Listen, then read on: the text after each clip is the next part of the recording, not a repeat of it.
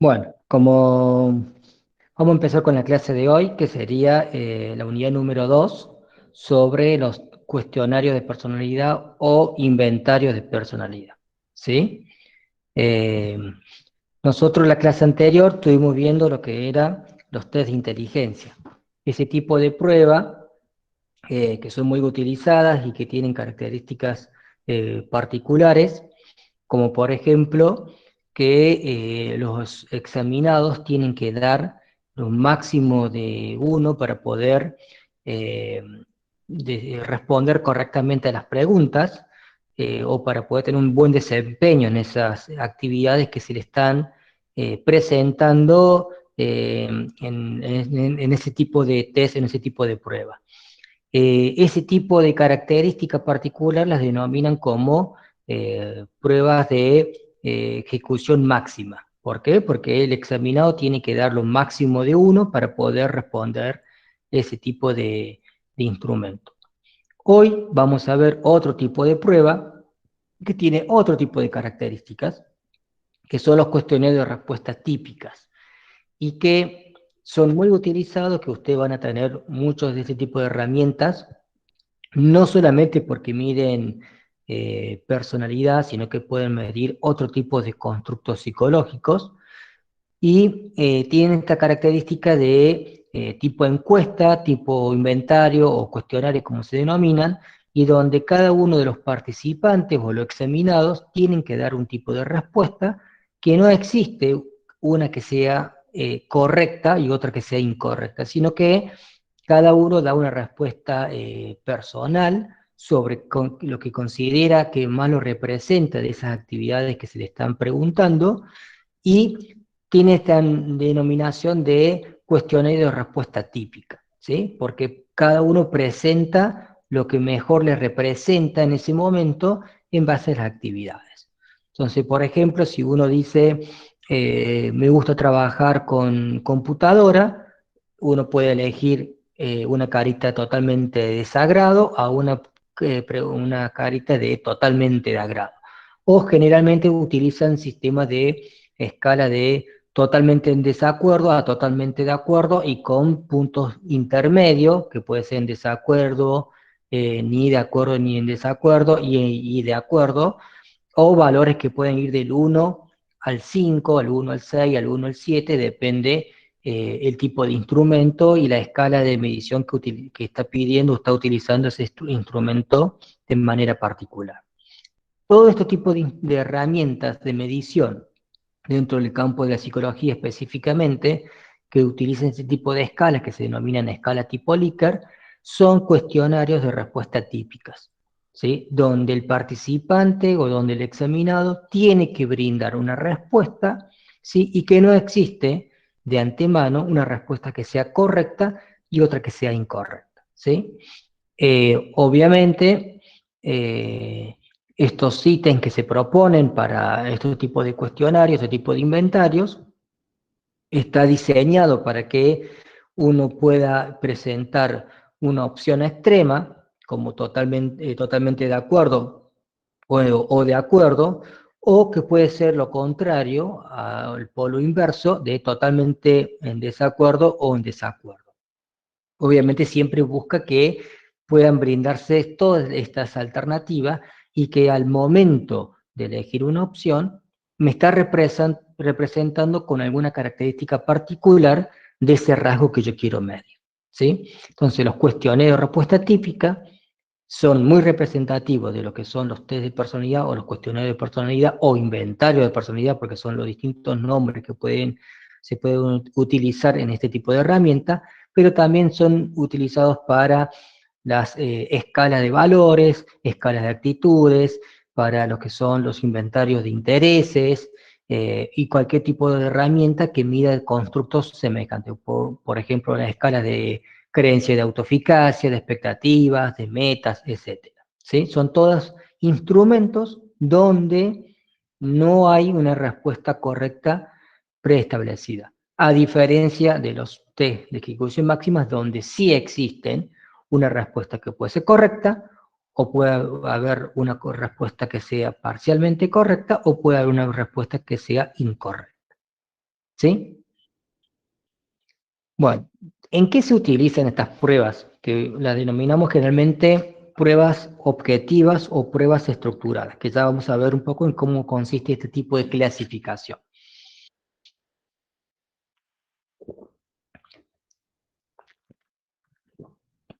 Se utiliza mucho en el ámbito clínico, en terapia.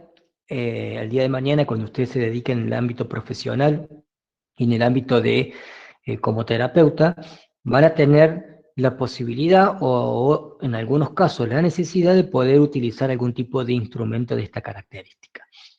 Puede ser por el hecho de que en sus primeras entrevistas psicodiagnósticas necesitan tener una valoración de la personalidad. Puede ser que en algún momento tengan sospecha de algún tipo de trastorno o de algún tipo de patología particular y hace falta medir mediante un test de personalidad que mide trastorno de personalidad, si realmente confirma o ayuda a confirmar mediante esta herramienta el diagnóstico que ustedes están considerando, están pensando que tiene el paciente. Puede ser que lo utilicen para ver si existen algún nivel de ansiedad muy elevada o depresión o algún tipo de patología en particular. O también puede ser que utilicen un test de personalidad porque necesitan hacer un trabajo terapéutico y el perfil que ustedes tienen de trabajar en el ámbito terapéutico necesita algunas características de personalidad que pueden ser más fácil de adaptarse a ese tipo de tratamiento, mientras que otro tipo de personalidad podían ser eh, menos aceptables y con menos resultados favorables a los tratamientos que ustedes pueden brindar. Entonces, las utilizaciones pueden ser amplias y variadas y realmente se van a encontrar en la situación de poder contar o pedir o buscar algún test de personalidad que le ayude en su ámbito profesional en algunos de estos tipos de problemáticas que pueden existir. También se usa mucho en lo que es la asesoría psicológica, consejería. Especialmente en nuestro ámbito se ha utilizado mucho en lo que es el ámbito de orientación vocacional y aconsejar un poco de las posibles actividades, trabajos o carreras y cómo estas características de personalidad pueden estar asociadas con ese tipo de perfiles. Obviamente en este ámbito se utilizan más los que son los cuestionarios de intereses profesionales y otros tipos de herramientas como las creencias de autoeficacia o expectativa o metas, o otro tipo de variables que pueden estar asociadas con el ámbito educacional o laboral, pero son un ámbito donde se podría aplicar y se podría utilizar.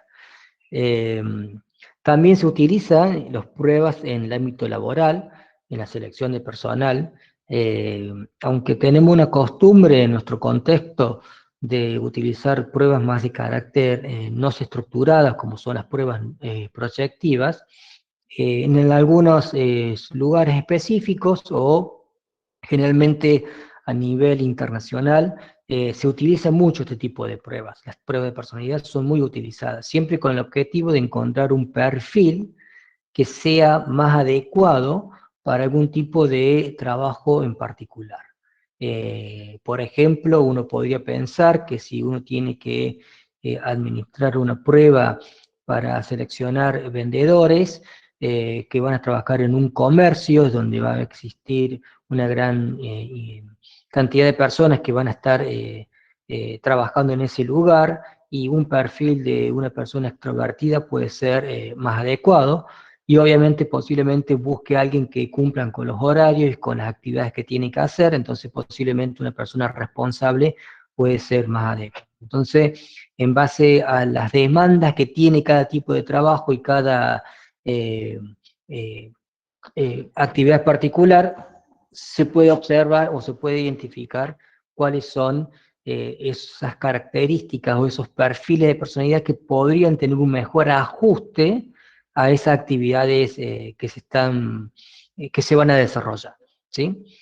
Y obviamente en el uso de la investigación siempre están presentes las evaluaciones de la personalidad, tanto como para poder identificar perfiles individuales asociados con distintos tipos de comportamiento, es decir, es una gran cantidad de investigaciones que se hace de ese tipo.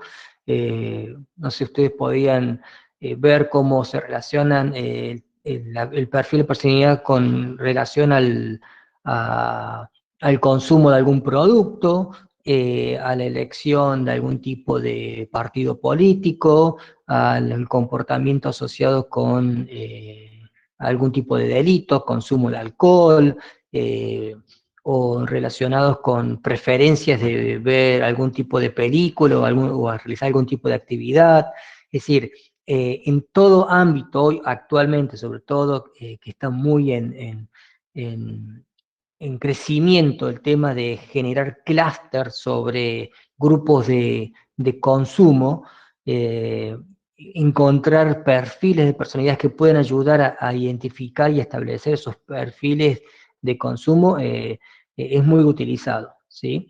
Entonces se hace tanto en el ámbito de investigación para fines comerciales como para también, obviamente como todas las teorías, que se proponen, sobre todo en el ámbito de la personalidad, son teorías que están en crecimiento continuo, que se sabe algunas evidencias o algunos aspectos que la investigación ayuda y ha confirmado que existen, y hay otras dudas y otros tipos de huecos de la teoría o conocimiento que hace falta seguir completando y seguir profundizando. Entonces, obviamente, la medición de estos constructos, la medición de las variables que pueden estar asociadas con estos constructos teóricos, es fundamental. Y ahí entra en juego, obviamente, la construcción y elaboración de estos tipos de pruebas que pueden ayudar a confirmar o no las teorías que se están proponiendo.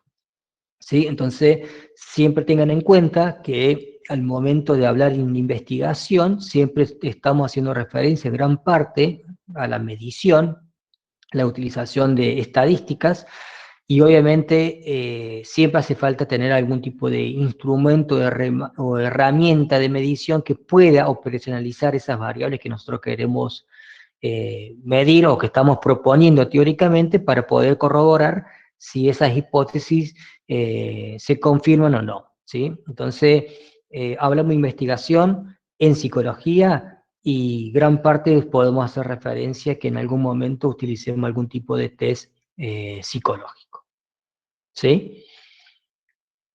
Bueno, obviamente, como todos los tipos de instrumentos que tenemos, que realmente existen un montón de test de todo tipo, ya hicimos una presentación en una de las primeras clases sobre lo que es la clasificación de pruebas, y en este momento vinimos de unas pruebas de respuestas típicas y de ejecución máxima, y al llegar a la respuesta típica también tenemos una subclasificación de tipo de prueba, que puede estar influenciado por cómo se construyeron, por los contenidos que miden, y en el caso de los test de personalidad podemos hacer una clasificación que se puede diferenciar en métodos estructurados y métodos no estructurados, ¿sí?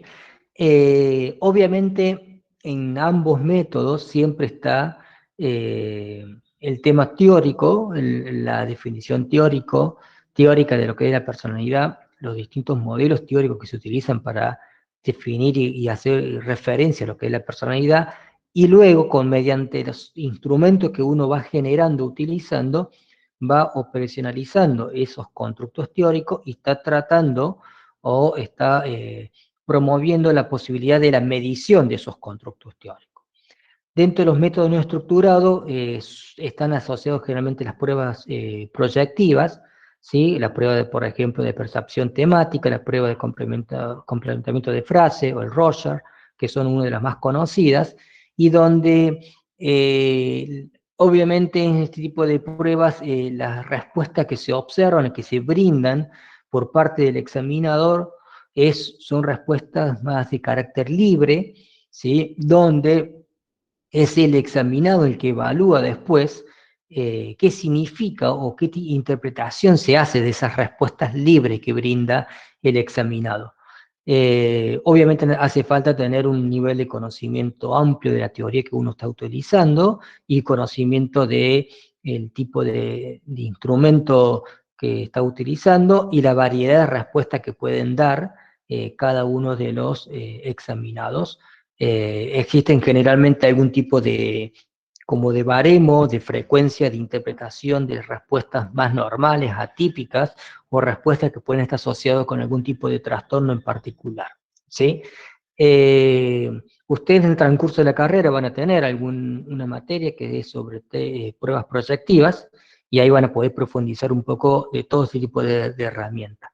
En nuestro caso, todas las que son pruebas de métodos estructurados, son pruebas objetivas, son las pruebas de personalidad más asociadas a la psicometría, donde acá no hace falta tener un conocimiento de la teoría o de las respuestas que pueden dar específica el examinado, porque en realidad este tipo de instrumento, el examinado elige una serie de opciones que se brinda mediante la herramienta de medición que estamos utilizando.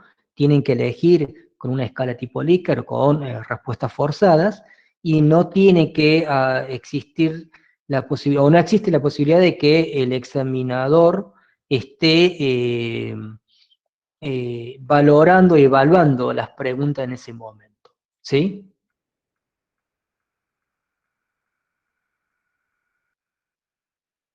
Ahí creo que tengo una pregunta. Sí, profe, buenos días. Sí. Mire, quiero hacer el trabajo práctico número uno y me pide contraseña. Bueno, eso está en el foro. Fíjate, en el foro yo puse ese tema. Ahora estamos en la clase teórica, ¿sí? Ok, bueno, muchas Vamos, gracias.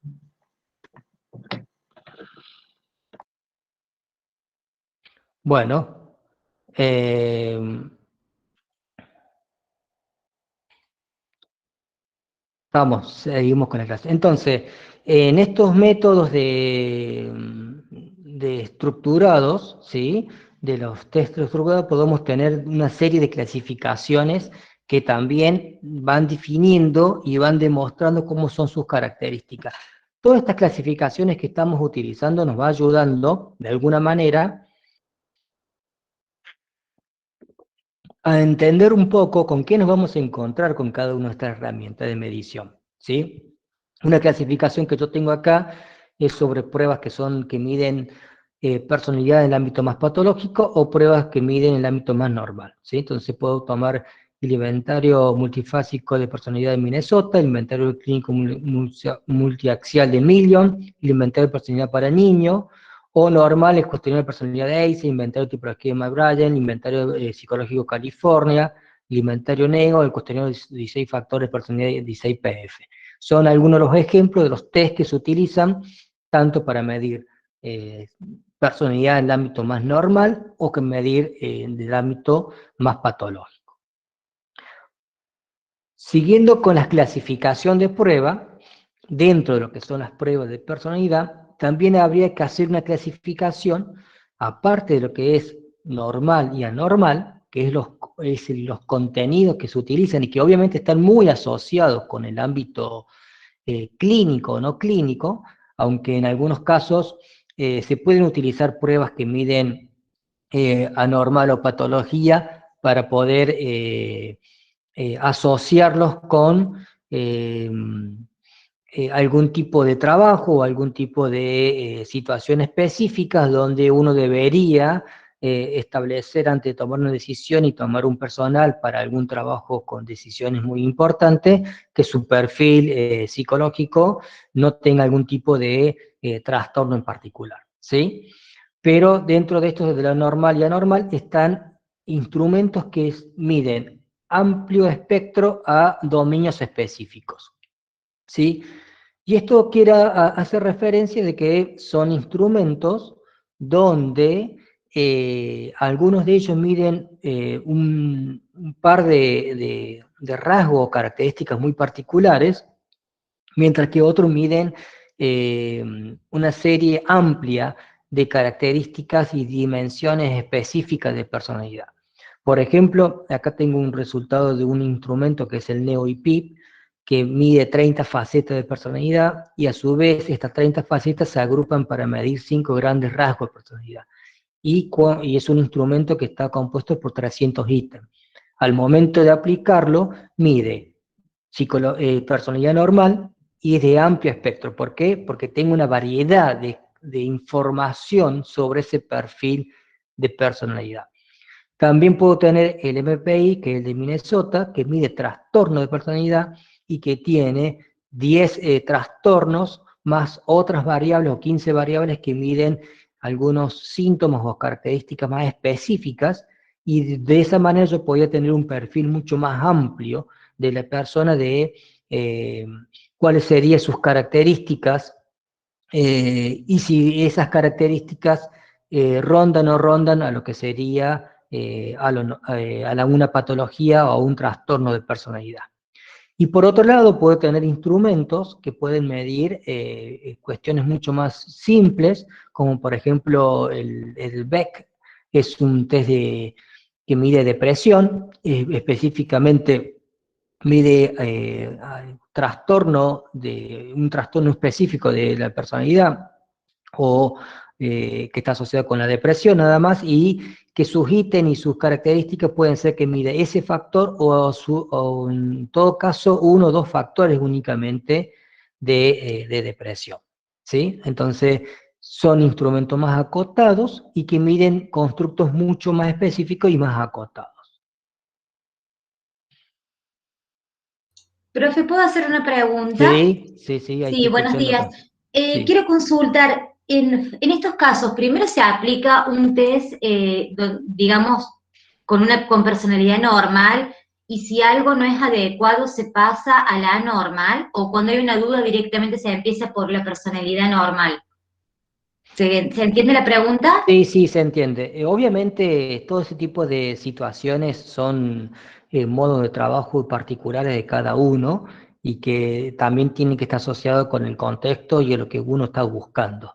Si uno tiene un hábito clínico y utiliza un test que mide trastorno de personalidad, lo que se va a observar es que los resultados que obtiene del paciente van a ser interpretados mediante un baremo.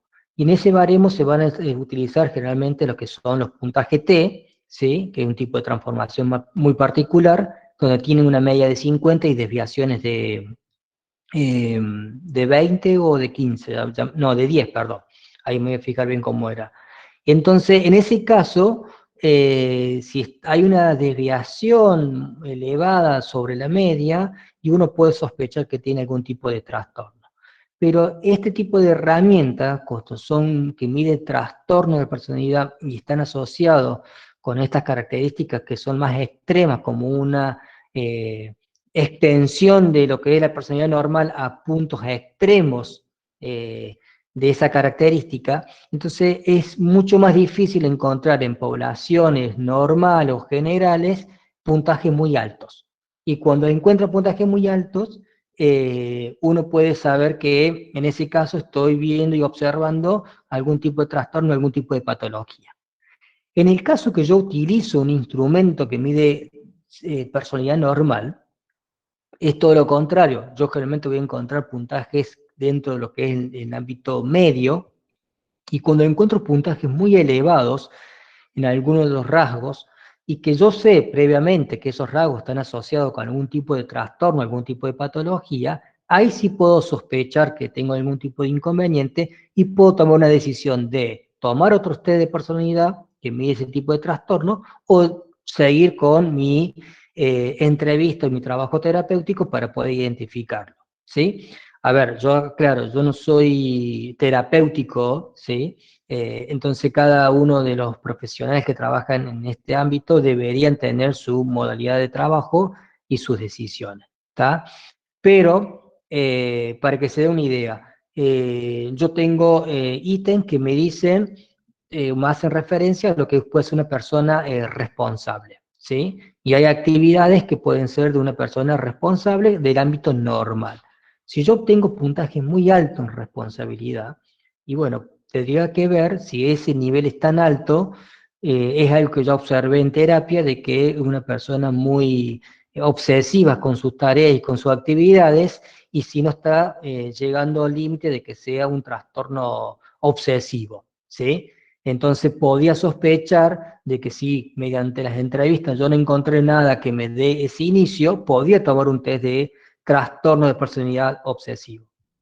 Ahora, el test que mide patología en personalidad, los ítems que tienen están asociados con personas que si puntúan de forma favorable, como que sí tengo esa actividad o sí lo presento de manera frecuente o estoy totalmente de acuerdo, son ítems que sí están describiendo de una manera a una persona obsesiva, ¿sí?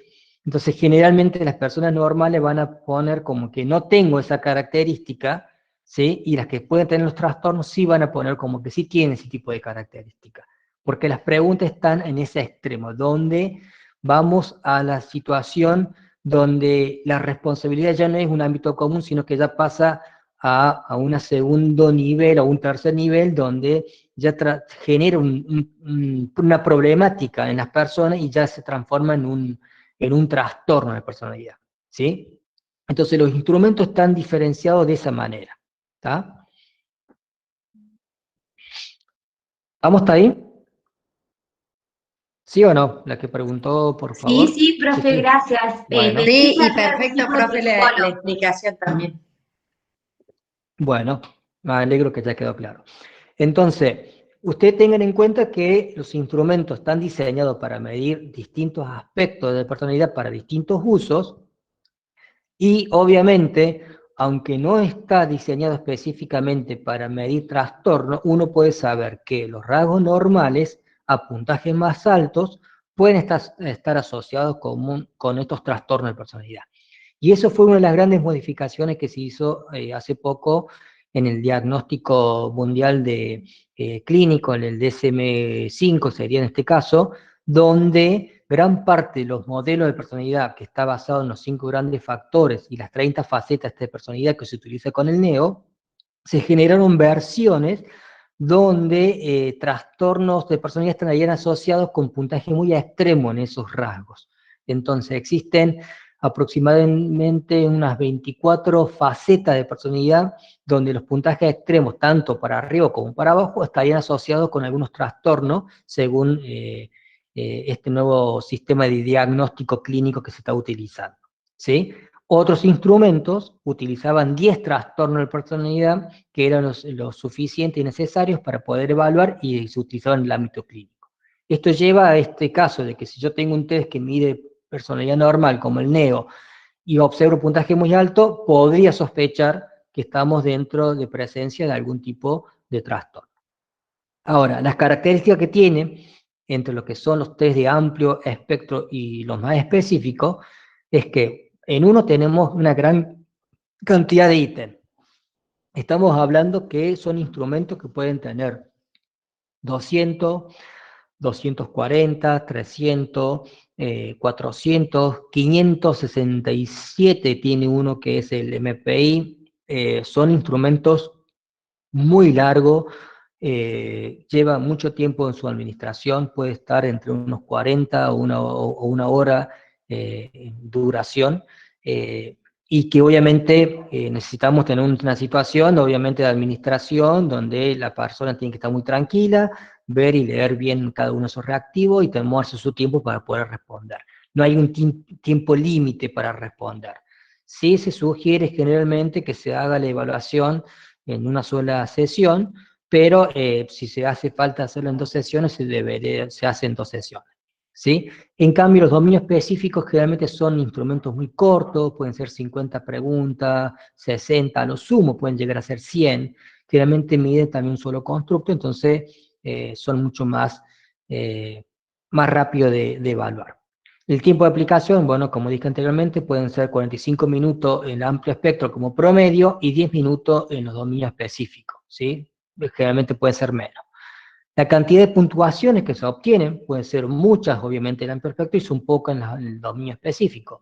Muchas es como le mostré recién el gráfico, donde teníamos 30 facetas, es decir, que tengo 30 puntuaciones de test. Acuérdense lo que son las puntuaciones de test, que sería la sumatoria de los ítems que miden ese rasgo específico, ¿sí? Y que con esa sumatoria me da un valor numérico que yo utilizo como una puntuación y que después esa puntuación va a tener una interpretación que me va a ayudar a decir si esa persona es ansiosa, no es ansiosa, si es responsable o no es responsable, cuál es el nivel de rasgo que tienen en esa característica particular que estamos midiendo. En cambio, cuando tenemos dominio específico, generalmente puede ser una sola puntuación, como puede ser el test de ansiedad de rasgo y estado, me da dos puntuaciones, una para rasgo y otra para estado, y nada más, ¿sí? Entonces son 20 preguntas para cada uno y me da esas puntuaciones y no me da otra puntuación más. Yo no puedo saber si además de ser una persona ansiosa o poco ansiosa, si existe otra característica que la puede identificar, ¿sí? A lo mejor yo lo utilizo porque veo que tiene mucho problema a la hora de rendir en los exámenes, veo que esa persona es una persona intelectualmente capaz, que en las entrevistas que yo utilicé lo veo como un perfil adecuado, pero noto por ahí un nivel de ansiedad que se observa en su comportamiento de forma habitual.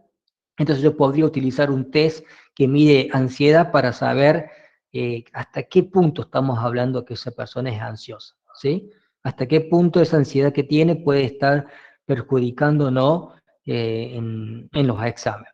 Como también puede haber test que además de medir ansiedad en forma general, pueden medir ansiedad hacia los exámenes de forma más específica. El rango de aplicación es mucho más amplio cuando hablamos de amplio espectro con respecto a un dominio más limitado, ¿sí? Porque yo esto puedo saber unos niveles de características generales del examinado y distintos perfiles, distintos rasgos. Posiblemente yo quiero saber si la persona es extrovertida o no, pero a su vez cuando tomo el test de personalidad puedo saber el nivel de amabilidad, nivel de intelecto, responsabilidad y un montón de otros aspectos que en realidad yo no estaba interesado en conocer, pero lo puedo conocer y puedo saber un perfil mucho más amplio de esta persona. Mientras cuando yo tomo una prueba específica, lo utilizo con un fin específico y para poder conocer algo muy específico de ese examinado.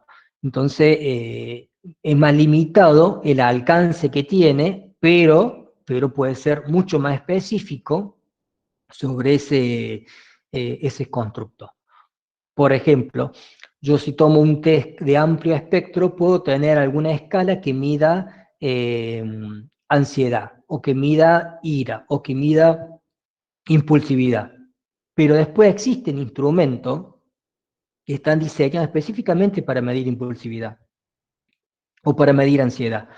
Y generalmente esos instrumentos cuentan con 10, 20 o 30 preguntas que miden ese constructo. Y obviamente puedo tener muchísimo más información con esos 20 preguntas que utilizando 8 preguntas que se utiliza en un instrumento de amplio espectro y que solamente, como tengo que medir tantas cantidades de rasgos, solamente tengo 8 preguntas que están destinadas para medir ese rasgo en particular. ¿Se entiende? Profe, Sí, entonces, por ejemplo, si uno toma un test de amplio espectro, ¿no? sí, Y hay un área que sobresale, como dijo recién, ira, sí. impulsividad, lo que sea. ¿Podemos después complementarlo en otra sesión con uno de dominio específico para medir bien esa área que sobresalió sobre el resto de las otras?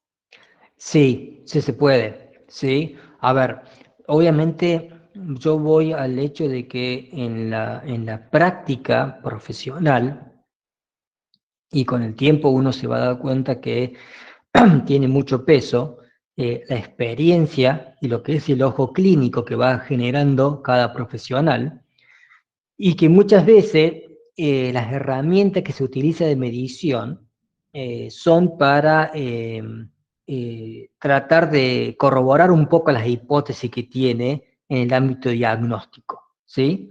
Uno puede considerar que el perfil de esta persona es un poco impulsiva y ansiosa, y mediante el instrumento observa que eso se manifiesta, pero yo ya lo estuve observando en el ámbito clínico y en primeras entrevistas diagnósticas. Ahora, si es algo novedoso, posiblemente sí me hace falta tomar otro test para corroborarlo. Pero si ya tengo un inicio de mi experiencia en observar ese comportamiento y con el test que mide rasgos normales lo puedo observar, a lo mejor no hace falta tomar otro test más específico, ¿sí? O si Perfecto. yo observo que sí tiene ese rasgo y digo, bueno, a ver, realmente quisiera saber hasta qué punto es muy ansioso, ahí sí. O a lo mejor, más que ansioso, podría ser, veo un nivel de, de falta de contacto con otra persona, falta de motivación, falta de actividad, como que todo el perfil da a un aplanamiento en su forma de ser que me hace sospechar que posiblemente es una persona que tiene un nivel de depresión, ¿sí? Entonces ahí sí me conviene tomar un test de depresión y directamente administrar un test de depresión. ¿Por qué? Porque obviamente la ansiedad puede influir en muchos comportamientos, pero las depresiones, las consecuencias pueden ser mucho más graves que el nivel de ansiedad, ¿sí? Obviamente le hablo en un sentido general de lo que puede estar pensando, utilizando un profesional. A lo que yo voy es que el profesional, dentro de su ámbito de trabajo y su experiencia, va tomando decisiones y va utilizando esta herramienta como una manera de ayuda para su trabajo profesional, pero en ningún momento tiene que poner los test sobre, encima de la capacidad terapéutica de cada uno, ¿sí? Son Claro, herramientas de trabajo. Perfecto. Gracias, porque ¿eh? hay que tener en cuenta que no solo, o sea, o sea, los test acompañan un análisis clínico, eso es como que no hay que perderlo de vista, siempre se analiza y se acompaña ese análisis los resultados que nos den los test. Exactamente, es una herramienta de ayuda, nada más, ¿sí?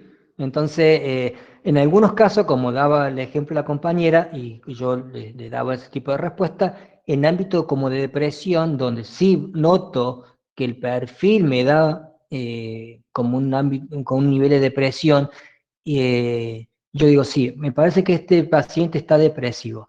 Ahora,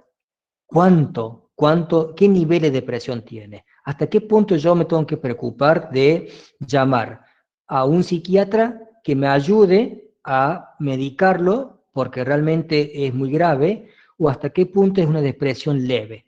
Entonces ahí sí podía tomar un test que mide depresión específicamente para poder diagnosticar hasta qué punto es el nivel de depresión que tiene ese paciente, ¿sí? Porque ya estamos hablando de que los riesgos son mucho más altos, ¿está? Pero bueno, como dice la compañera, en ningún momento hay que poner esto como que es la balita mágica y con esto nos va a ayudar y nos va a solucionar todos los problemas. Está el trabajo profesional de cada uno que es lo que nos va a permitir una mejor, eh, una serie de factores y fuentes que nos ayudan en la toma de decisiones que va a hacer cada profesional.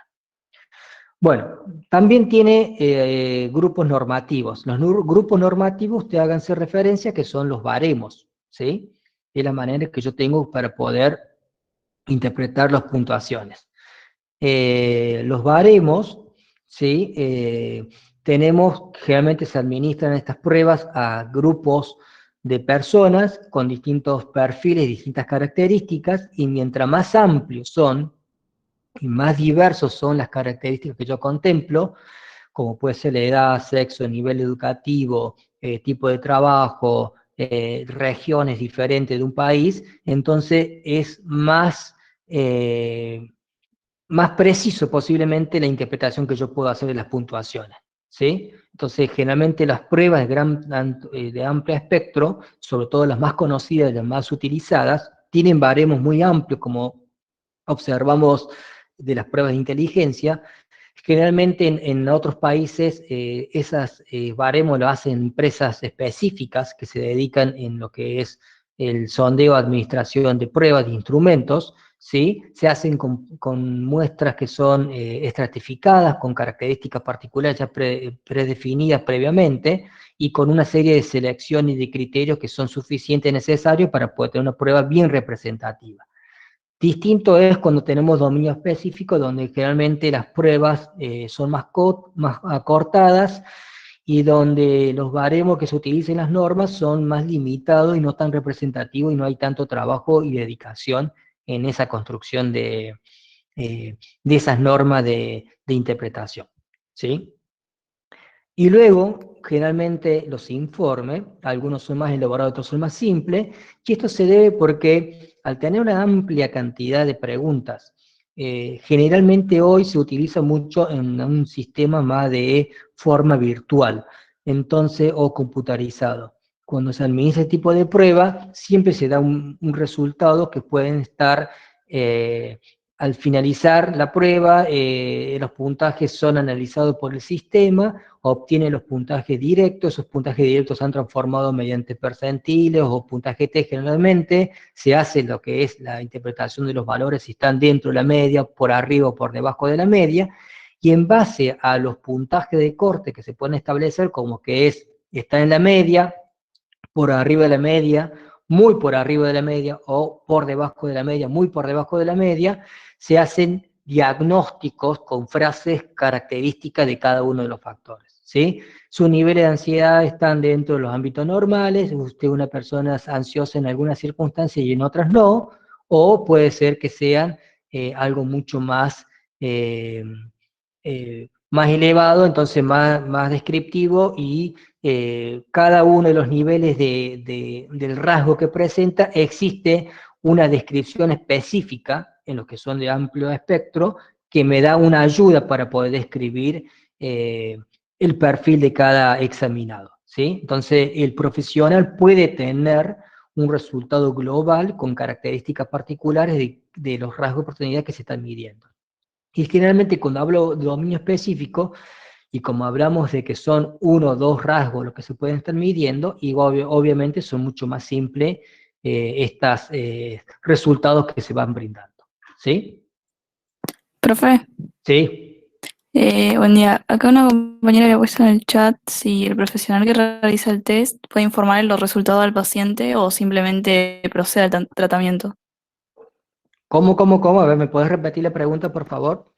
¿El profesional que realiza el test luego puede informarle los resultados al paciente o simplemente procede al tratamiento?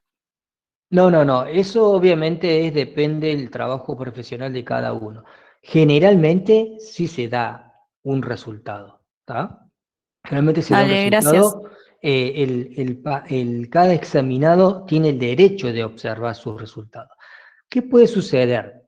Que obviamente en un ámbito laboral, donde yo necesito tener un perfil de un trabajador, y a mí me contrataron mediante una empresa, una consultora, yo puedo administrar los test de personalidad y posiblemente, por las condiciones, no doy un resultado a los examinados.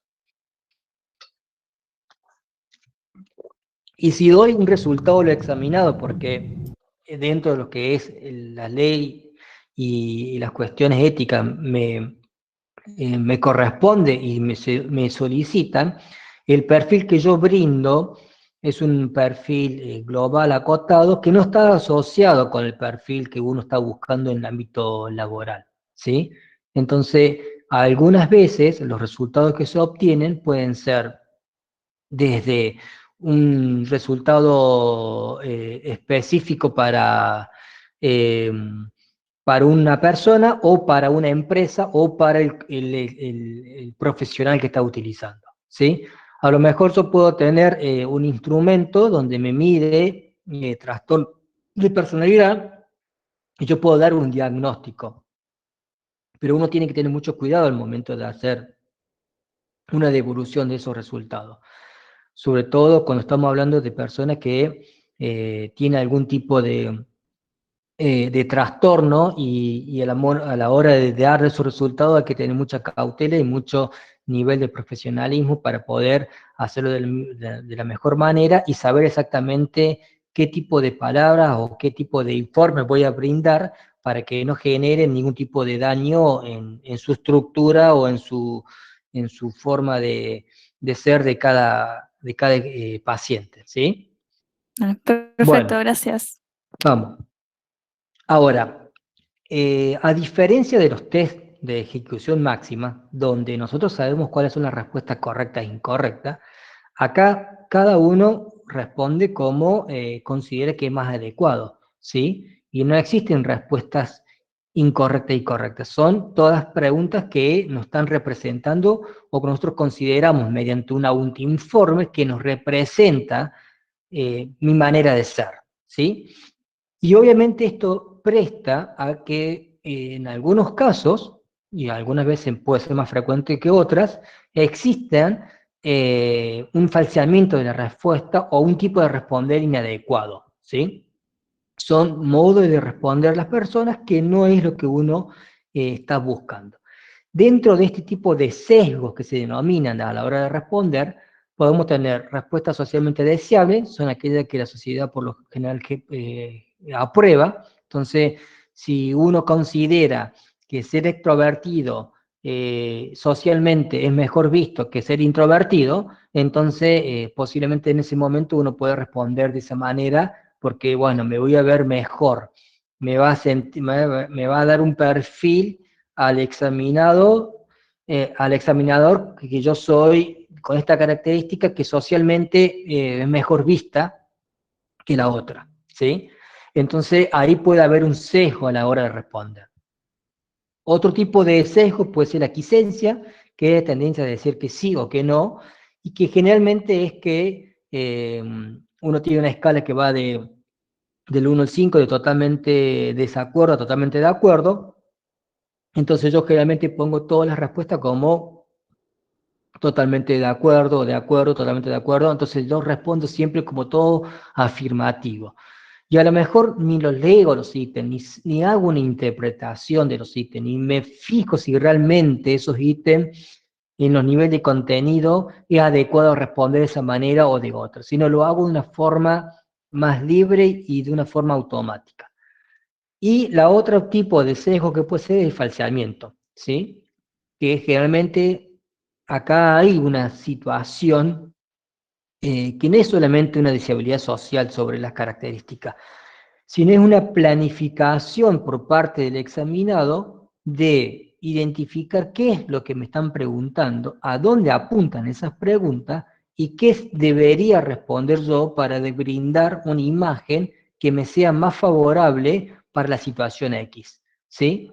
Si me están preguntando sobre algunas relaciones con agresividad y con la violencia, y estoy en una situación judicial, obviamente voy a responder como que no soy violento, ¿sí? Porque eso no me va a generar una situación favorable. Entonces, uno va a ir leyendo los ítems y cuando aparecen esos ítems que hacen referencia a la violencia o a la agresividad, lo va a responder de una manera que me dé un perfil favorable para la situación X, ¿sí?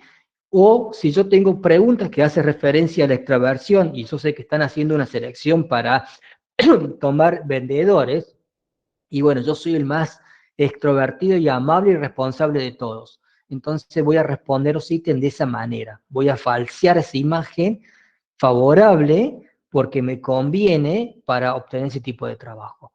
Entonces acá ya hay una actividad o un comportamiento que es muy difícil de controlar y es muy difícil de identificar, que es cuando encontramos a alguien que está dando unas respuestas deseables, conociendo qué es lo que se está midiendo o qué se está pretendiendo medir con ese tipo de instrumento. Y esto es difícil de identificar porque en los falseamientos uno tiene que poder saber si la persona que responde ese instrumento lo hace porque realmente tiene el rasgo o realmente está manifestando o está pensando o nos está indicando que tiene ese rasgo, ¿sí? Es más difícil poder saber si esa persona realmente es muy extrovertida porque es realmente extrovertida y respondió con sinceridad y lo hizo así, o porque yo esa persona está forzando a responder de una manera para brindarme la imagen de que él es extrovertido, ¿sí? Entonces es mucho más difícil de controlar con respecto a otro tipo de sesgo de respuesta. Profe, buen día. Una Sí. consulta. El tema, recién dijo en test para ver el tema de la violencia y esto, y se da la posibilidad de que la persona responda de una manera favorable para que no le salte que es violento. Sí. ¿No hay algún tipo de test que no le permita ni siquiera que realice este tipo de respuesta? Porque, o sea, no hay como otra manera de evitar estos errores, estos sesgos, directamente que no tenga la posibilidad en el cuestionario mismo, en el test, de responder de tal manera, sino va por otro lado, o simplemente se da así y hay que estar atentos para ver si no se cometen próximos. Mira, la mayoría de las pruebas... Me refiero por el tema de que hay personas muy manipuladoras y el tema de la violencia Sí, como sí, que sí. va por ese lado. Mira, no es un tema sencillo, ¿sí? Pero la mayoría de las pruebas vamos a observar que tienen escalas de validez, ¿sí? Las escalas de validez posiblemente se confunden con las evidencias de validez de las pruebas. No hace referencia a eso, sino hacen a la validez del protocolo que se administró y cómo fueron las respuestas que brindó el examinado, ¿sí? Ahora vamos a ver algunos tipos de mecanismos que se utilizan para poder identificar este nivel de validez de los protocolos. ¿Está? Pero de todos los tipos de sesgos que hay a la hora de utilizar y poder controlar el tipo de respuestas, el de falsamiento es el más difícil de controlar, ¿sí? Bien. La quiescencia es más fácil, la socialmente deseable es más fácil, el tipo de respuesta automática y sin ver los contenidos es mucho más fácil, pero el falsamiento llega a un punto donde uno tiene que tratar de evaluar el nivel de conciencia que tiene la persona a la hora de responder y de brindar esa imagen que quiere o que no quiere dar, ¿sí? Y todos los mecanismos que se utilizan, obviamente si hablamos de una persona manipuladora que realmente tiene un nivel de intelecto posiblemente elevado y que puede generar este tipo de trastornos más de psicopático, podría ser muy difícil de que mediante el instrumento podemos detectarlo en el sentido de que puede ser que se dé cuenta y conozcan todos los mecanismos que utiliza el instrumento como para poder detectarlo a él como que está falseando, ¿sí? Claro. Si no fuese que la persona no se da cuenta o no conoce exactamente todo ese tipo de pequeñas como trampas que ayudan a poder identificarlo, obviamente los mecanismos que se utilizan, las escalas de validez, nos podría identificar como que sí, lo está falseando, ¿está? Claro. Sí, Entonces, hay una pregunta buen más. día. Sí, Sí. bueno, un poco ampliando la pregunta de la compañera, la inquietud. ¿No hay algún tipo de test que esté, no digo encubierta la pregunta, pero sí, no sé, una estructura como, no sé, dibujar algo y que el profesional pueda, mediante ese dibujo o ese trabajo que se le dio a la persona, digamos, supongamos que sea, no sé, en base a la violencia, que se quiere medir la violencia, en base a lo que dibujó, o es decir, que sea algo representativo que indique que la personalidad de esa persona es violenta? No, en realidad, a ver, el caso del dibujo y los test proyectivos son de respuesta libre, son mucho más difíciles porque hay una característica que tener en cuenta, la objetividad y la subjetividad a la hora de evaluar y puntuar los tests. Estamos hablando de preguntas de instrumentos estructurados donde dentro de sus ventajas y desventajas podemos mencionar que está la objetividad y la posibilidad de que obtener puntuación y que pueden ser comparados con un grupo y que podamos hacer interpretaciones de manera más confiables. mientras que otro tipo de pruebas donde la variedad de respuestas que pueden utilizarse y la variedad de interpretaciones que pueden dar cada uno de los examinados es mucho más subjetiva, menos confiable, y entonces estamos hablando de que si la persona es un profesional altamente calificado y muy formado en la utilización de la teoría y el instrumento, posiblemente podemos confiar en ese perfil que brinda. Pero si no es así, estamos en un tipo de inconveniente.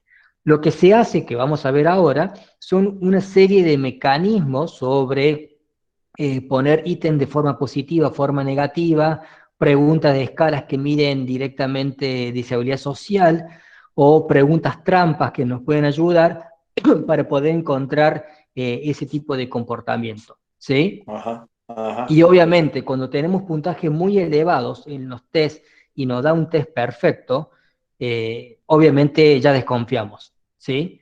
Y hoy posiblemente buscaremos otro tipo de herramienta o en serie de entrevistas u otro tipo de información para poder llegar a encontrar ese tipo de perfil, ¿sí? Perfecto. Pero obviamente a lo que yo voy es que el falseamiento salta en un test, salta. Lo que nos queda la duda es si está falseando o realmente tiene ese perfil tal como uno pretende, que generalmente no es así. Es muy difícil que encontremos un perfil de personalidad perfecto en base a lo que uno propone como en un manual. Siempre hay personas que no son totalmente extrovertidas o introvertidas, están en un punto medio. No encontramos personas que son totalmente responsables, siempre hay puntos medios. Y no siempre vamos a encontrar el perfil que uno busca de una manera como en los manuales. Ahora, cuando lo encontramos y los puntajes dan perfecto y decimos bingo, ahí ya nos llama un poco la atención y decimos, listo, está bien, el perfil nos dio esto, pero tengamos en cuenta la alarma de que posiblemente la escala de falseamiento nos está diciendo que posiblemente ese perfil lo está dibujando y no es tal como uno pretende. ¿Sí? Perfecto. Bueno, Profe, también hay una cuestión, por ejemplo, si nosotros queremos hacer un test a un individuo que sabemos que es violento, ¿no? Por ejemplo, que cometió un crimen y sabemos cómo es el perfil, más o menos, también se trabaja con un equipo técnico, ¿no es cierto? O sea, no solo estamos nosotros que le hacemos la entrevista, sino también están las otras personas que hablan con él y después se les hace el test, ¿o no? Entonces, más o menos uno va sabiendo. Sí, pero veamos en ese caso, el problema no creo que sea tanto el tema de los otros profesionales. Porque, a ver, ¿qué puede pasar en esas situaciones y cuál es el problema que se puede encontrar?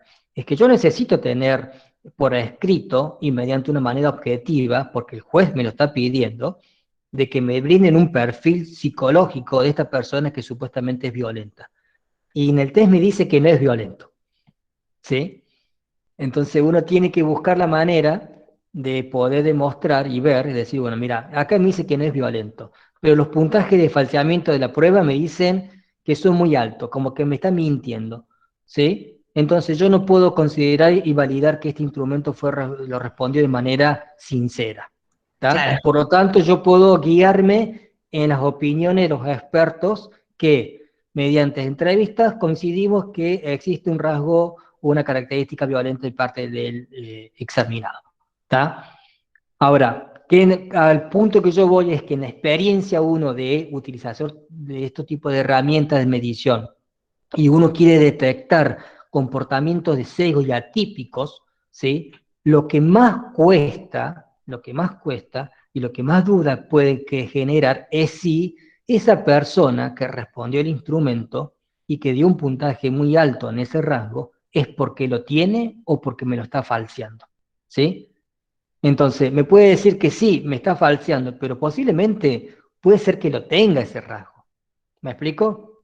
Entonces, ese es el mecanismo que más cuesta en ese tipo de herramientas poder identificar y detectar. ¿Está? A ver, ¿cómo se hace? Yo voy a dar una serie de ejemplos y características.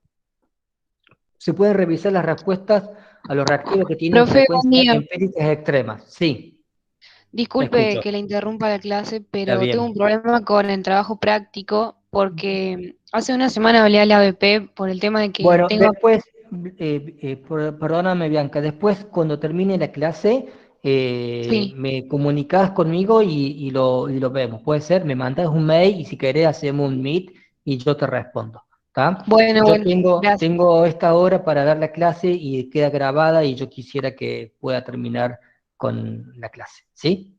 Ok, lo espero. Dale, Hasta luego. gracias. Bueno, revisar las respuestas de los reactivos que tienen frecuencia empírica y extremas, ¿sí? Ya vamos a ver que muchas veces hay algunas respuestas que son muy atípicas y muy poco utilizadas, con puntajes extremos muy poco utilizados, o muchas veces lo que se hace ahora, más que ver la frecuencia empírica de cada uno de los puntajes o de cada una de las respuestas, es observar la frecuencia de respuesta que dan con una categoría en particular de manera consecutiva, ¿sí? Equilibrar las direcciones de los reactivos. Muchas veces los reactivos que se utilizan para medir algún rasgo conviene utilizarlo con diferentes posibilidades de medirlo de forma positiva o negativa ese rasgo. Y de esa manera puede combinarlo. Revisar la consistencia de reactivos iguales o similares, ¿sí? Cuando tengo reactivos que son similares en contenido, ver cómo es la respuesta de cada uno y si coinciden más o menos en la manera de responder ambos, que estamos hablando de que son contenidos semejantes, entonces deberíamos esperar ese tipo de respuesta. O utilizar método de elección forzada. Este es otro tipo de responder los instrumentos que no se utiliza una escala tipo Likert, sino que se utiliza como un cuestionario de múltiple opción, donde tengo 3 o 4 alternativas y que cada una de las alternativas, al momento de elegirlas, descarto a otra alternativa. Entonces yo digo, generalmente en mi tiempo libre me gusta juntarme con amigos, leer un libro o ponerme a trabajar en mi casa o ponerme a limpiar la pieza. Entonces, vos sabés que si me pongo a juntar con amigos es porque soy más extrovertido, si me pongo a leer el libro es porque puedo tener un perfil más de intelectual, apertura de la experiencia, y si me pongo a limpiar la casa o la pieza es porque tengo un perfil más de responsabilidad. Entonces, al elegir una opción, descarto las otras opciones, ¿sí? Y de esa forma, la deseabilidad social de que yo soy totalmente extrovertido, totalmente intelectual y totalmente responsable, ya la estoy evitando. Porque de una forma y otra yo tengo que elegir alguna de esas opciones. Puedo ser muy responsable, pero no puedo ser a su vez muy extrovertido y con mucha capacidad de apertura a la experiencia. ¿Está? Profe, O, una pregunta. son varios ítems de esa característica. Sí, te escucho. Entonces, digamos, la tendencia sería a un rasgo de personalidad, por ejemplo, en base a la elección forzada. En Me explico, por realidad, ejemplo, no podemos ser, digamos, perfectos en puntuaciones en todo, pero, digamos, claro, ¿cómo sé si no está falseando de más aquello, digamos, por ejemplo, no sé, orden y responsabilidad para una empresa? en realidad lo que se hace es lo siguiente. Yo tengo 50 ítems que los divido y los agrupo de 3 en 3, ¿sí? Y entonces cuando los agrupo esos ítems, esos pares no se repiten siempre los mismos, o esa triada no se repite siempre lo mismo, entonces lo voy interjugando entre las otras opciones. Entonces, el resultado que me da en este caso es que voy a tener los puntajes más altos en un perfil y más bajos en el otro perfil, ¿sí? De esos 5 rasgos. Y generalmente lo que se hace es lo siguiente. Yo cuando construyo la prueba, tengo esos 50 preguntas, puedo hacer un estudio previo para ver el nivel de deseabilidad y observar cuáles son los ítems que generalmente son más deseables socialmente, ¿sí? Entonces yo digo, generalmente a las personas les gusta ser el que tiene muchos amigos y el que siempre llega temprano a trabajo y que siempre es bueno con otras personas. Bueno, entonces esos ítems que son los más deseables posiblemente los pongo juntos. ¿Por qué? De una forma elijo una y descarto las otras. ¿Tá? Entonces, para que no esté siempre la tendencia de elegir aquellas opciones que deseablemente me genere un mejor perfil. Claro, Ahora, a perfecto. nivel global, obtengo un puntaje individual, donde me da la fortaleza y debilidades, por decirlo de una manera, de cada persona, y a su vez también lo puedo interpretar y comparar con los puntajes de un baremo, para ver a nivel sociedad, a nivel de grupo de referencia, cómo se diferencian esos tipos de puntuaciones. ¿Estamos? Perfecto. Bueno, ahora le doy otro tipo de ejemplo. Ahora, cuando yo tengo este tipo de respuestas, de esfuerzo insuficiente que se denomina, puedo utilizar dos mecanismos, uno a priori y otro a posteriori. Estos son cosas que se están viendo más actualmente y que son más adecuados a la hora de ver cómo puedo utilizar una escala de validez para ver si me están falseando o no me están falseando. Si uso a priori, generalmente es dentro del mismo instrumento, se utiliza una serie de ítems, ¿sí?, que me permiten ver que está falseando o me está respondiendo de forma muy consciente, ¿sí? Si realmente me está respondiendo y me está dando cuenta y leyendo lo que están diciendo. Por ejemplo, ítem falso, yo puedo poner algo como: duermo menos de 1 hora por noche, nunca me he cepillado los dientes, los duendes me pagan quincenalmente, todos mis amigos son extraterrestres, ¿sí? Entonces, ¿qué se espera? Respuestas negativas acá. Se espera que uno no diga que sí totalmente. Entonces, el que siempre responde con totalmente de acuerdo y me está puntuando de forma automática en estos ítems, me va a saltar que me está falseando el instrumento, ¿sí? O puedo poner ítems que me dicen: para responder esta pregunta, elija la opción número 4, ni de acuerdo ni desacuerdo, ¿está? Entonces, ¿qué tiene que hacer el examinado? Elegir esa opción, ¿está? Entonces, estas preguntas, que pueden ser 5 preguntas, pueden estar distribuidas en todo el instrumento, y cuando llega a esa pregunta, él tiene que responder de esa manera. Yo sé que esos 5 ítems, o este conjunto de ítems que pueden ser, me permiten saber si está falseando o no las respuestas, y que son un indicador de este tipo de comportamiento, ¿tá? Y tienen generalmente puntuaciones individuales, y que me dicen hasta qué punto una persona en un error puede decirme que está totalmente de acuerdo de que le pagan quincenalmente los duendes su sueldo, y hasta qué punto una persona me pone que totalmente de acuerdo con todas estas opciones.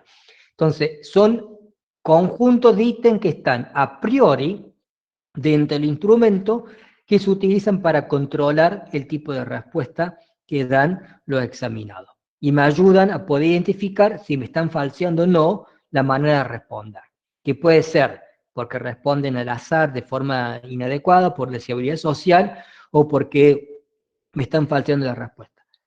Otro método es a posteriori, que es generalmente se hace después de hacer toda la validación del instrumento, y se toma una serie de preguntas a una muestra. Yo puedo tener algunos índices estadísticos que me permiten ver si realmente esos resultados que obtengo me dicen si esa persona está falseando o no está falseando a la manera de responder. Por ejemplo, tengo ítems que tienen forma redacción positiva y redacción negativa, ¿sí? Entonces, cuando yo tengo este tipo de ítem, yo espero que si la escala va del 1 al 5, 1 significa totalmente en desacuerdo y 5 totalmente de acuerdo, un ítem negativo, la puntuación va de 5 a 1, donde 5 significa totalmente en desacuerdo y 1 totalmente de acuerdo, ¿sí? Porque uno dice: me gusta participar en eventos públicos, ¿sí?, y juntarme con amigos, y el otro puede decir: no me gusta ir a los eventos públicos y juntarme con amigos. Entonces uno tiene que responder si es extrovertido de una manera positiva, y si es introvertido de forma negativa, y el otro en forma inversa. Entonces, ¿qué se espera?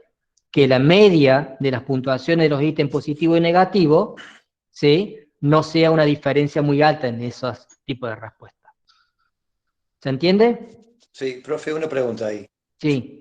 Con este tema de los ítems falsos, ¿puede ser que también haya test que nos da una breve cantidad de tiempo para que el paciente responda de esa manera, no tenga que pensar tanto y por lo tanto formular una estrategia de engaño, digamos? Es decir, que sean no sé, test que tenés que responder en 3 segundos, puede ser que también se use ese tipo de cuestionario. No es muy utilizado. Lo que sí he visto que, por ejemplo, el test de Einstein que mide personalidad, que la respuesta es sí o no, verdadero o falso, se pide que uno responda lo más rápido posible, porque la teoría de base de este autor era que mientras más rápido uno responde, más representativo es la respuesta de esa característica que más lo representa. Y mientras más tiempo tarda en responder, más elaborada y más planificada puede estar el tipo de respuesta, ¿sí? Pero generalmente no se le pide un tiempo de respuesta porque eso puede generar un sesgo. Y aparte, no es lo mismo una pregunta, un test de amplio espectro que de un dominio específico donde las respuestas pueden ser diferentes y los tiempos pueden ser diferentes, ¿sí? No se busca eso. Generalmente cuando uno administra un test, siempre piensa que la persona que se le va a administrar tiene un nivel de responsabilidad y ética que lo va a hacer de forma correcta. No se espera que se responda de manera inadecuada. Pero puede suceder, sí puede suceder. Entonces uno tiene que tener mecanismos para poder validar hasta qué punto esas puntuaciones que se obtienen son verdaderas o no. Entonces todas las escalas de validez que se utilizan son como mecanismo para poder controlar ese tipo de situaciones, ¿sí? Pero ya por ahí llegar un momento a un punto donde la mayoría de los ítems o actividades son para poder identificarlos únicamente, es un problema, ¿sí? Se pierde un poco el objetivo del instrumento. ¿Me explico? Sí, Es decir, perfecto. está tan diseñado para poder hacer una valoración en situaciones normales, pero no significa que no existen ciertas situaciones anormales donde uno tiene que identificar estos comportamientos no deseables. Bueno, otro tipo de situaciones, les paso más rápido, son la variabilidad de respuesta intraindividuales, que es las desviaciones estándar de todos los ítems recodificados positivo o negativo sin codificar. Se espera que si uno responde todos los ítems con valores de 5, ¿sí? Y son inversos, entonces, ¿qué voy a encontrar? No voy a encontrar variabilidad en la respuesta. Voy a ver que la persona siempre respondió con la misma cantidad de ítems y con las mismas opciones. Entonces, debería haber respondido de forma diferente. Es decir, si yo tengo un rasgo y los ítems están en forma positiva, yo tendría que poner un 5. Y si yo tengo ese mismo rasgo, pero el rasgo se describió de forma negativa, debería poner un 1. Entonces me tendría que haber una variabilidad de respuesta entre el 1 y el 5. Ahora, si me responde todo 5, todo 1, o todo con la misma respuesta, me quiere decir que me está falseando la manera de responder el participante. También está la desviación estándar entre los ítems, que acá sí se hace una recodificación de los ítems negativos, y entonces ahí sí puedo encontrar si la persona me está respondiendo todos los ítems de manera perfecta. Esto puede estar muy asociado con lo que es el falseamiento del instrumento, con la idea de dar una imagen positiva o negativa, ¿sí? Porque para esto, si yo tengo 10 ítems, de los cuales 5 están redactados de forma positiva y 5 de forma negativa, y yo observo que me respondió los 5 de forma positiva con puntaje extremo de 5 y los otros 5 de forma negativa con puntaje 1, entonces acá me va a dar un valor que me va a decir no existe mucha variabilidad y de una variabilidad, no, perdón, no existe variabilidad porque están recodificados, entonces me dio perfecto el puntaje.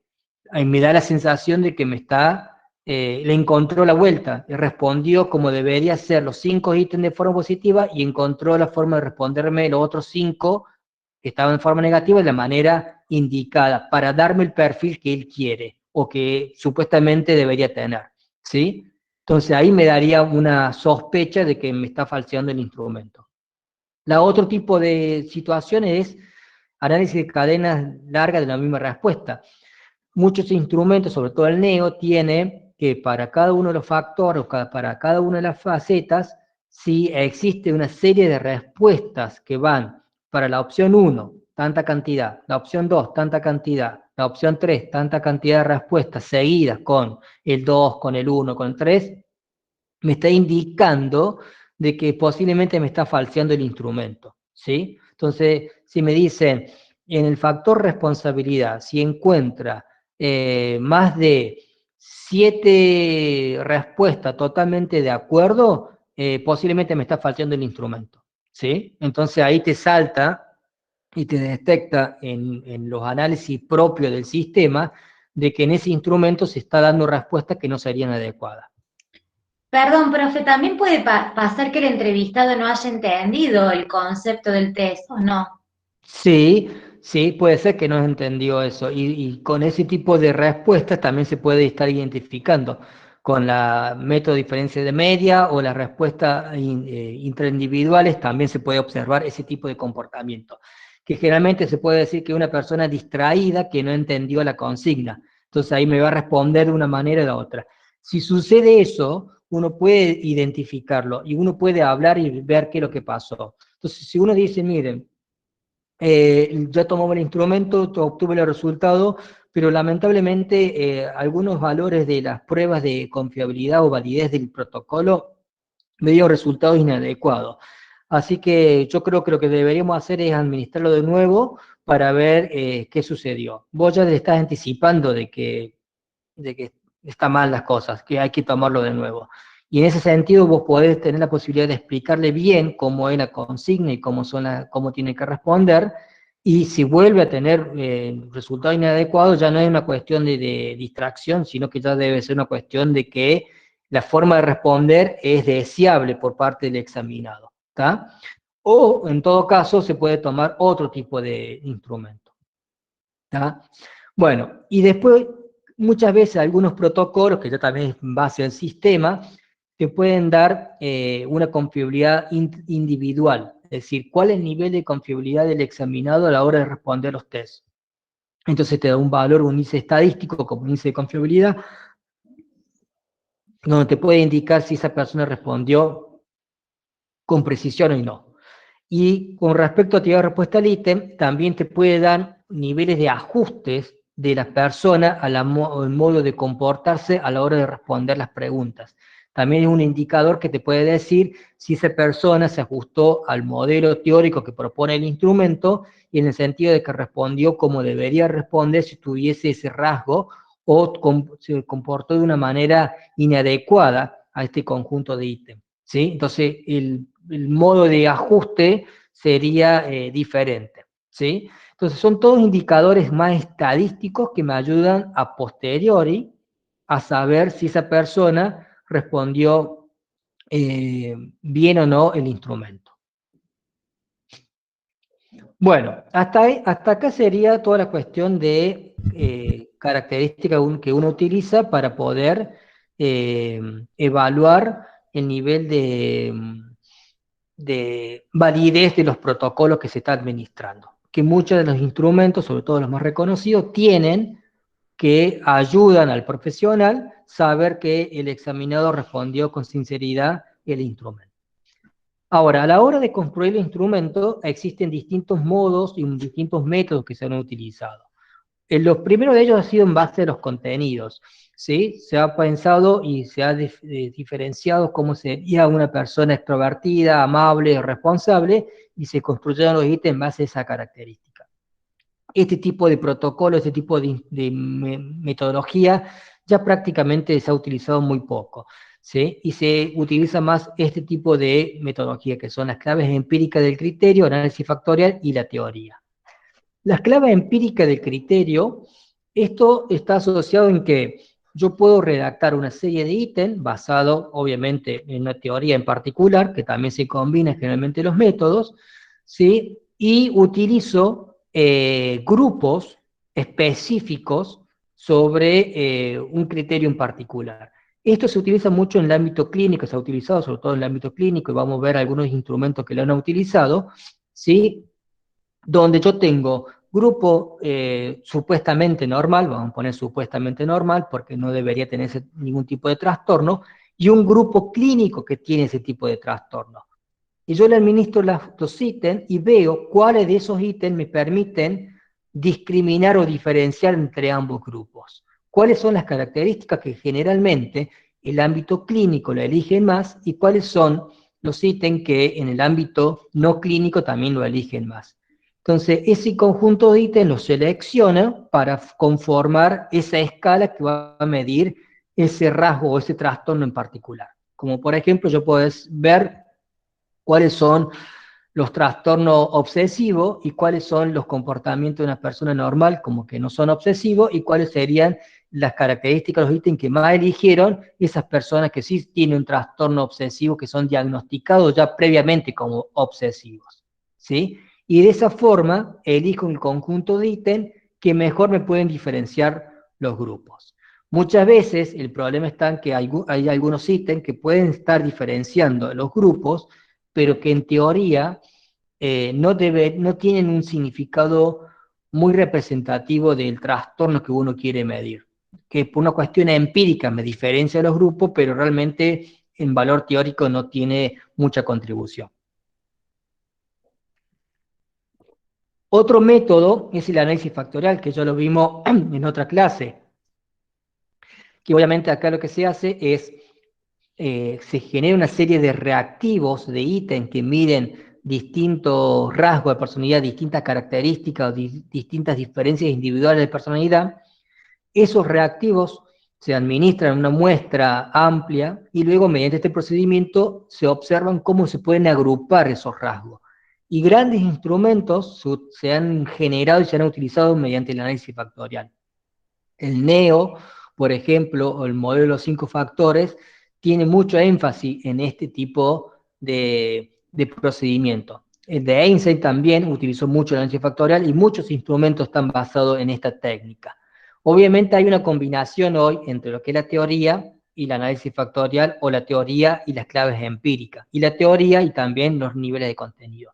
Generalmente se utilizan prácticamente los 4 criterios de una forma y otra, porque obviamente uno quiere tener un instrumento que mida una teoría, que tenga una estructura adecuada, que permite diferenciar los grupos y que tenga también validez de contenido, ¿sí?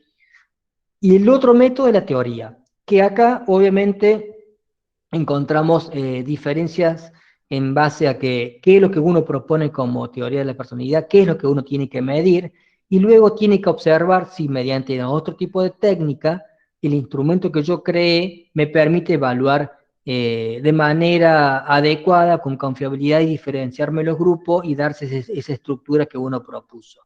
¿Cuál es el inconveniente de la teoría? Es que hay veces que las teorías pueden ser muy amplias o que miden características muy específicas, muy difícil de operacionalizar y diferenciarlas. Sobre todo, por ejemplo, cuando una teoría está basada en un modelo teórico de la neurociencia con correlatos neuropsicológicos, entonces es mucho más difícil de lograr, ¿sí? Veamos algunos ejemplos. Por ejemplo, basado en la teoría, es una encuesta de actividad de Henkin, ¿sí? Es uno de los primeros instrumentos que se generó, que mide, por ejemplo, el patrón de conducta tipo A.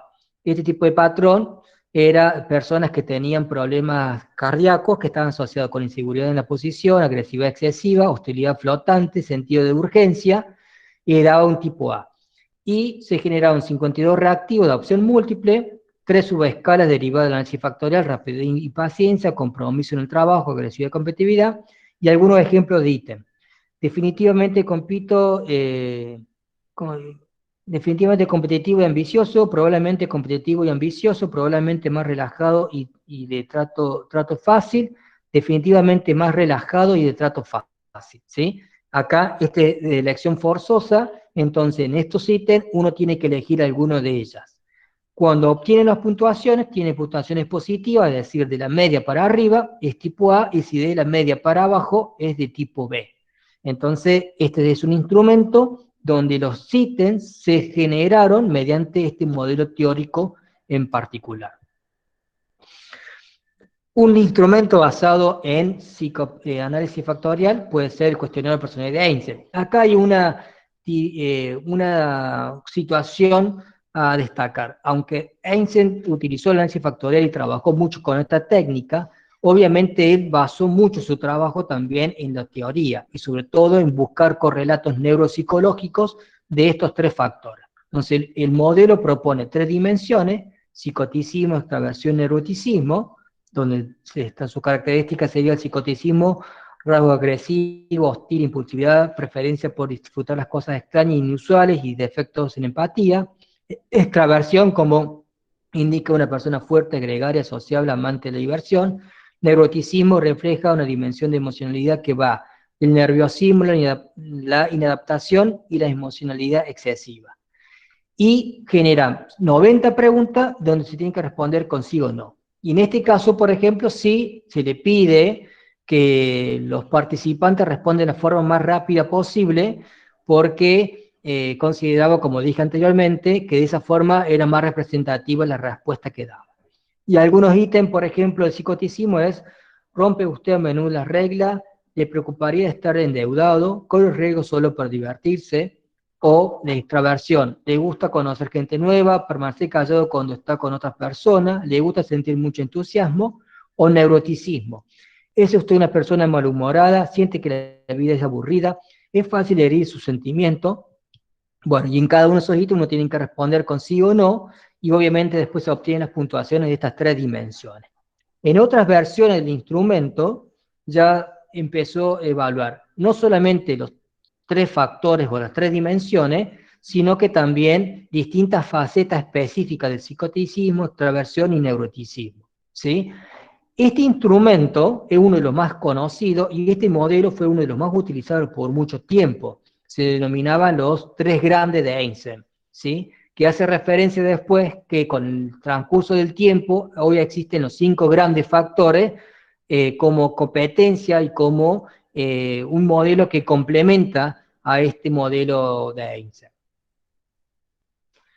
Otros instrumentos, por ejemplo, el inventario multifásico de personalidad de Minnesota, que está construido mediante clavos o criterios empíricos. En este caso, se tomaba un grupo normal y se comparaba por distintos grupos que eran, por ejemplo, diagnosticados con hipocondría, con depresión, histeria, etcétera, ¿sí? Y que supuestamente eran grupos más o menos entre 50 y 60, y se observaba cómo los ítems diferenciaban entre el grupo hipocondriaco con los que no eran hipocondriacos, el grupo de depresión con los que no eran depresión. Y de esa forma se seleccionaron en total 567 reactivos donde se toman de verdadero y falso, ¿sí?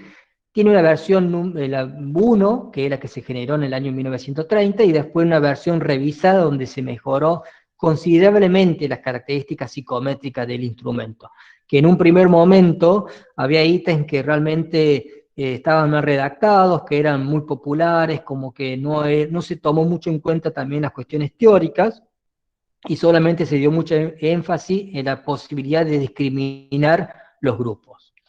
Este instrumento tiene 10 escalas clínicas, tiene 4 escalas de validez, ¿sí? Escala L, la F, la K, y no puedo decir, ¿sí? Y tiene puntuaciones en una media de 50 y una desviación estándar de 10. Y a su vez tiene 15 escalas adicionales que me da información sobre algunas cuestiones que a mí me puede servir en el ámbito clínico. En ocasiones, muchas veces, los profesionales utilizan las 10 escalas clínicas y las escalas de validez para corroborar que estas escalas clínicas son adecuadas. Y si es necesario, pueden tomar las escalas adicionales en base a estos perfiles que uno va obteniendo, ¿sí? En otros casos, se toma todo el instrumento y se valida todo el instrumento de una sola vez, y muchas veces se hace mediante algún software que ayuda a la administración, ¿tá? Son 567 ítems, es una barbaridad, esto lleva un tiempo considerable a la hora de administrarlo. Una competencia de este tipo de instrumento es el inventario clínico multiaxial de Million, ¿sí? ¿Por qué una competencia? Porque también se utiliza mucho en el ámbito clínico, tiene menos cantidad de ítems, son 175, también se responde con verdadero o falso, ¿sí? Permite dar un patrón clínico basado en el manual diagnóstico y estadístico del DSM en su versión 4, ¿sí? Y tiene 11 escalas de estilo de personalidad, 3 de patología de personalidad, 7 síndromes clínicos, 3 síndromes clínicos graves y 3 índices de validez, ¿tá? ¿Qué pasa con este instrumento? Este instrumento, al modificarse el manual diagnóstico, muchas de estas escalas ya no son consideradas específicamente por los clínicos, porque la nomenclatura diagnóstica ha cambiado. Entonces, por más que este instrumento me puede brindar muchísima información valiosa, está como desactualizado el instrumento, ¿ya? Pero por mucho tiempo fue uno de los más utilizados, porque a diferencia del otro instrumento que tenía 567 preguntas, este tiene muchísimo menos y era mucho más rápido de administrar. Profe, Sí. perdón por cortarlo. Vamos a practicar, digamos, yo sé que, bueno, que estos test y todo, como usted dijo, se compran y son caros, pero vamos a tener nuestro alcance como para practicar, no sé, y poder hacer nosotros algunos test a personas allegadas, digamos, y poder... Me parece que es medio difícil. Lo que estamos haciendo los trabajos prácticos es con algunos test que vamos a utilizar, pero no creo que podamos utilizar todos los test y hacer todo ese trabajo. Esto lleva mucho tiempo. Ya piensen que de virtualidad me acota, por ejemplo, el cronograma. Este año nos acotaron el cronograma. Tenemos que hacer toda la materia en menos cantidad de clases.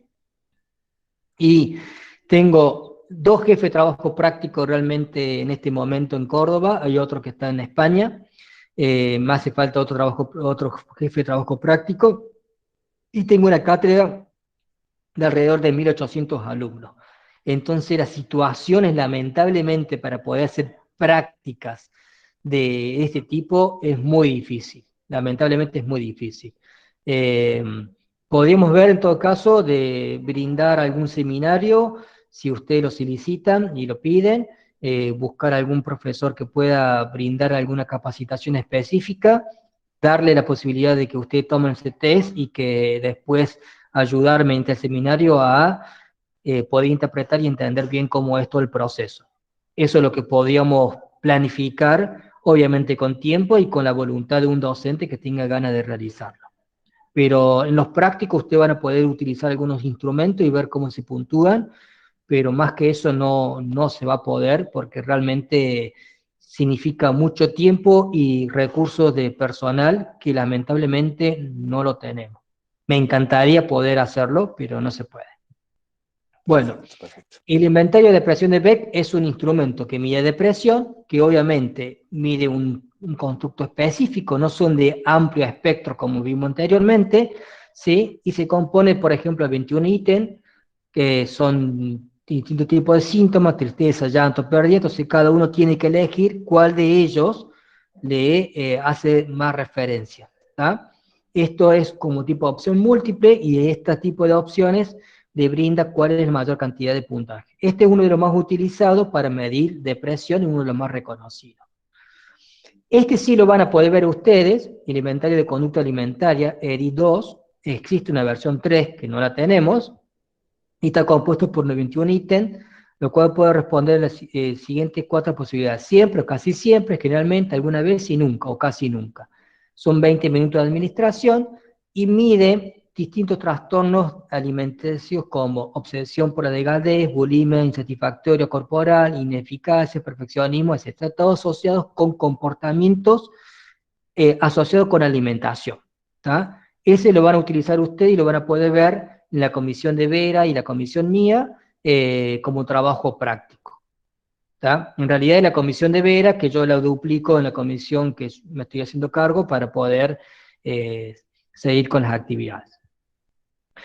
Otro tipo de inventario que mide rasgo específico puede ser el inventario de ansiedad de rasgo de estado, ¿sí? Son una serie de ítems, son 20 para medir estado y 20 para medir rasgo, entonces uno puede ser situaciones, me siento calmado, me siento seguro, estoy tenso, uno tiene que poner respuesta nada, muy poco, bastante y mucho, o la versión de medirlo como un rasgo de ansiedad, ¿tá? Este mide en forma específica un trastorno que puede ser trastorno de ansiedad. Bueno, acá pasamos a otro tipo de inventario. Este tipo de inventarios, el tipológico de Myers-Briggs, mide, es uno de los más reconocidos, de los más utilizados, uno de los primeros cuestionarios que se ha utilizado. Yo lo menciono acá porque es muy conocido a nivel mundial, pero es uno de los pocos, no tenemos una versión acá en Argentina, o no es muy utilizado en Argentina. Pero es un instrumento que su autoinforme de la acción forzosa, la acción forzosa son ese tipo de respuestas que vimos anteriormente, mide la personalidad de Carl Jung, ¿sí? Tiene una forma M, una forma G y una forma Q, que diferencia por la cantidad de ítems que tiene cada uno. Mide 4 polos: extraversión, introversión, sensación, intuición, pensamiento, sentimiento, juicio y percepción. Y en base a estos 4 polos se genera un código. Entonces, por ejemplo, el ENTJ, que dice extraversión, intuición, pensamiento y juicio. O sos más un polo extrovertido o sos más del polo introvertido. Sos más de sensación o más de intuición. Y de esa manera se va generando ese tipo de polos. Este tipo de instrumentos se ha utilizado mucho en el ámbito laboral y sobre todo en la elección de carrera. Entonces, en base a este código, se va asociando qué tipo de carrera puede ser más adecuada o que se puede estar asociado con este perfil de personalidad. El inventario más reconocido, obviamente, hoy actualmente y más popular, es el inventario Neo de personalidad revisado, ¿sí? Que está compuesto por 240 ítems, miden 5 factores: neuroticismo, extraversión, apertura de la experiencia, amabilidad y responsabilidad, y 30 facetas específicas. Entonces yo tengo neuroticismo, extraversión, apertura y amabilidad, y las facetas específicas es ansiedad, timidez, hostilidad, con enojo, depresión, vulnerabilidad, impulsividad, que mide neuroticismo. Extraversión puede ser calidez, sociabilidad, asertividad, actividad, búsqueda de emociones. Entonces, por cada uno tengo distintas facetas específicas que los representan, ¿sí? Acá tengo un ejemplo de los ítems del NEO, donde se responde en la opción A la E, ¿sí? Y va totalmente de desacuerdo, totalmente de acuerdo, y digo, no soy una persona que se preocupa mucho, la mayoría de la gente que conozco me cae muy simpática, y va eligiendo las opciones, y después se da un perfil general donde se da los niveles de neuroticismo, extraversión, apertura, movilidad, responsabilidad, como forma global de los rasgos, y después de los factores más específicos.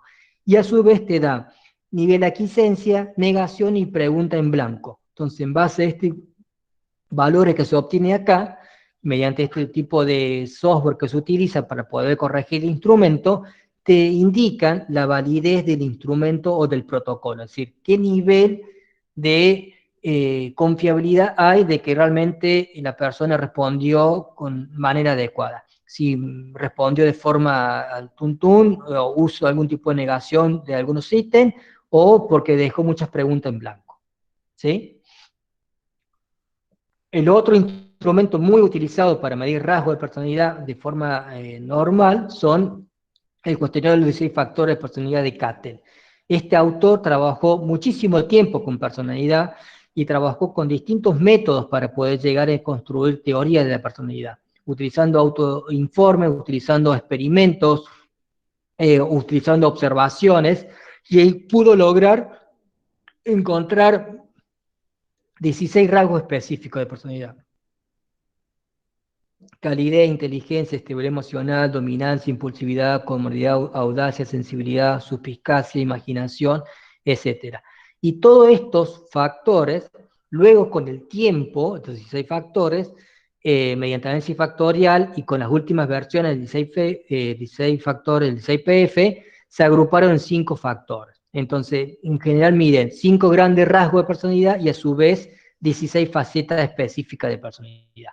Es un instrumento muy utilizado tanto en el ámbito clínico como laboral, educacional, y ha tenido una gran capacidad de versiones y de adaptación a nivel mundial, y se considera uno de los instrumentos más adecuados para medir personalidad. A diferencia del modelo de los 5 factores, que es mucho más popular, este tiene mucha evidencia teórica y muchos años de investigación por parte del autor, que era Cattell. Por lo tanto, consideran que a nivel teórico puede ser mucho más robusto este instrumento que el anterior. Sin embargo, hasta el día de hoy, el modelo 5 factores es el que más se utiliza y el que más evidencia también tiene a nivel mundial, que se ha replicado su estructura y que existen muchos instrumentos que miden los 5 factores, y que a su vez que medir los 5 factores también se miden distintas facetas específicas. Y por último, quería mencionar que, bueno, obviamente todos estos instrumentos que existen son propiedad de los autores, especialmente más que los autores son de las editoriales. Entonces existe muchas veces una problemática de que no se adaptan y no se van actualizando las características psicométricas de los instrumentos y los baremos.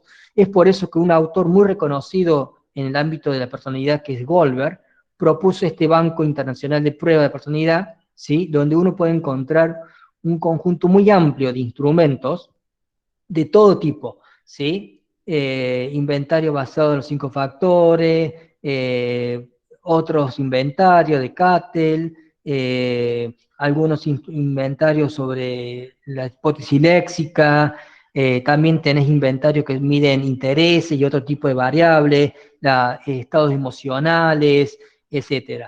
Y son todos instrumentos que uno lo puede bajar gratis, todos los ítems, obviamente están en inglés, pero uno puede traducirlo y hacer todas las adaptaciones, como hicimos en este caso con el ICPF y PIP, o con el IPIP revisado que mide 5 factores, que están acá en Argentina, y hay otros instrumentos basados en este modelo que también está en Argentina, y son instrumentos alternativos que se pueden utilizar, que se pueden usar en otro contexto, que obviamente en algunos tienen avances muy altos, en lo que son las adaptaciones, baremos y estudios psicométricos, y otros por ahí todavía necesitan más tiempo de desarrollo y dedicación, pero el objetivo obviamente es poder contar con test que miden personalidad, que se pueden aplicar en distintos ámbitos y que pueden ser utilizados en nuestro contexto.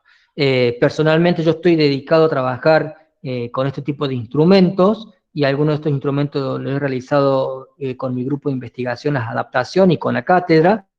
Entonces, en algún momento creemos poder contar con un baremo que nos permita hacer una interpretación adecuada de estos instrumentos, ¿sí? Debido que, obviamente, las versiones originales tienen un costo muy elevado y muy difícil de mantener. ¿Sí? Bueno, hasta acá es la clase de hoy. Se nos hizo un poco más tarde de lo habitual. Pido disculpas por eso. Espero que si hay dudas y comentarios que me lo vayan realizando, ¿sí? Yo voy a cortar la grabación y bueno, y escucho sus comentarios. Espérame un segundo.